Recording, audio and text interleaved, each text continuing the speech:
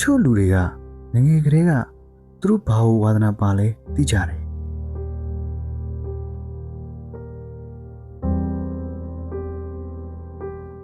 အချို့လူတွေကတော့အသက်ကြီးလာတဲ့အထိမသိသေးဘူး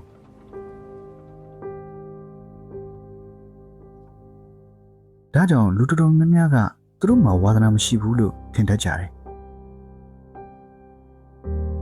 ဒါပေမဲ့အဲ့ဒါအမှန်တရားလား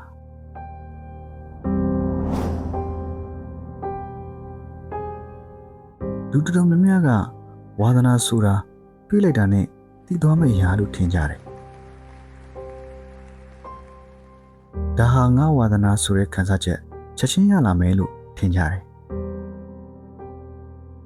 ဒါပေမဲ့လူတိုင်းရဲ့ဝါဒနာကအဲ့ဒီလိုမစတတ်ဘူးတချို့အရာတွေကစိတ်ဝင်စားမှုတီးတီးလေးကနေစားတယ်ဆက်လို့ရင်ပူနားလည်လာတယ်ပူချွမ်းလာတယ်ပြီးတော့မှဝါဒနာဖြစ်လာတတ်တယ်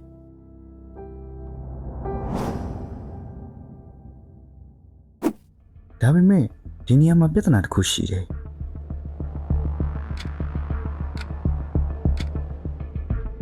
ဘယ်ရမဆိုဆဆချင်းမှာပြောစရာထက်ခက်ခဲကိုအရင်တွေ့ရတတ်တယ်အတိတ်တစ်ခုတင်ယူတာခက်တယ်အမားတွေလုံးမိတယ်ကိုတန်တရားဝင်မိတယ်ပြီးတော့လူအများစုကအဲ့ဒီခက်ခဲကိုဒါငါအတွက်မဟုတ်ဘူးလို့ထင်လိုက်ကြတယ်ဒါပေမဲ့ခက်ခဲတာနဲ့မတင်တော်တာဟာ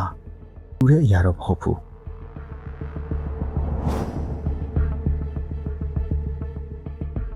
ဥပမာ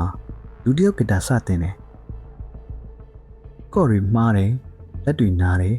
အချင်းကောင်းမတီးနိုင်သေးဘူးအဲ့ဒီချိန်မှာသူဂီတာကိုမကြိုက်ဘူးလို့ထင်သွားနိုင်တယ်ဒါပေမဲ့သူဂီတာကိုမကြိုက်တာလားဒါမှမဟုတ် beginner ဖြစ်ရတာကိုမကြိုက်တာလားတကယ်တော့ကျွန်တော်တို့လက်လက်ရတဲ့အရာတချို့ကသဘောမကျလို့မဟုတ်ဘူးခက်လို့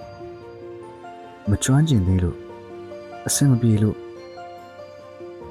ဒါမှမဟုတ်အခြားသူတွေဘာပြောမလဲဆိုတာကိုကြောက်လို့